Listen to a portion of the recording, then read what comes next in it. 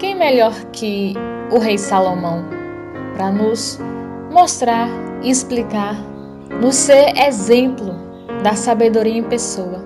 E em primeiro, quem foi o rei Salomão?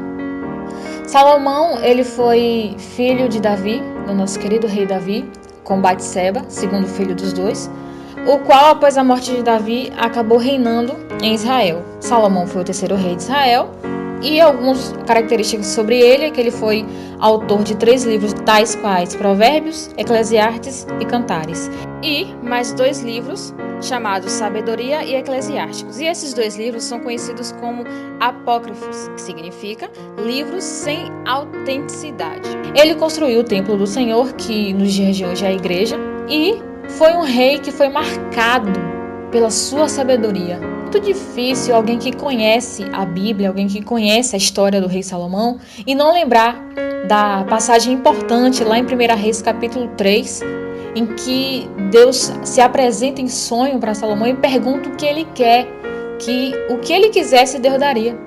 E o homem podia pedir qualquer coisa, uma carruagem de ouro, um castelo, dinheiro, mas ele pediu sabedoria para saber governar o povo de Deus.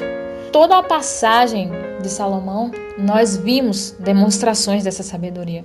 Só que como todo homem falho, errante, o nosso querido Salomão, pertinho do final da sua vida, acabou pervertendo o seu coração, porque por ele ser um homem muito sábio, ele teve muitas ligações políticas com outros reinos.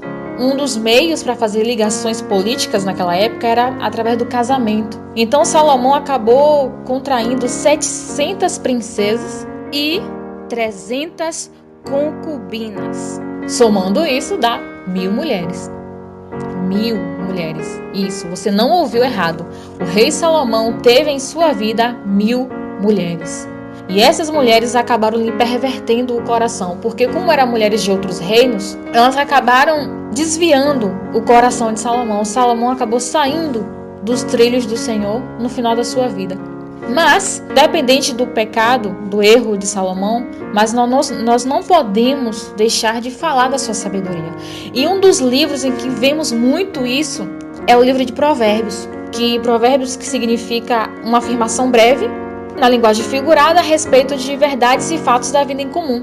E no livro de Provérbios, o livro está ligado a problemas comuns da vida que nós temos no nosso dia a dia. O livro também trata da moral, do bom senso, de boas maneiras, de relações sociais e nos ensina a termos humildade, paciência, respeito pelos pobres, nos ensina a ser leais com nossos amigos e o mais importante de tudo, que é o temor a Deus. Antes de mais nada, tem muitas pessoas que acham que temer a Deus é ter medo de Deus. Não, mas temer a Deus é você ter respeito a Ele, é você obedecer às suas ordenanças e adorá-lo por conta dessas coisas. Então, a partir do momento em que tememos a Deus, adquirimos sabedoria. Porque no livro de Provérbios, capítulo 1, versículo 7, fala que o temor do Senhor é o princípio da sabedoria. E os loucos desprezam a sabedoria e a instrução. Sabedoria nada mais é que você ser uma pessoa de bom senso, você ser uma pessoa que pratica as coisas corretas, que você analisa a situação e toma a melhor atitude a respeito da situação. Você quer ser uma pessoa que pratica o bom senso? Aprenda a temer a Deus, a respeitar as ordenanças, os mandamentos do Senhor. Quer um bom conselho? Leia Provérbios, que você verá o quão é rico esse livro, o quanto nos ajuda, nos instrui. É um livro que abre a nossa mente. Além de ser a palavra do Senhor, é um livro maravilhoso, onde você pode sim se apoiar, se espelhar nos exemplos que o rei Salomão nos dá dentro dessa palavra.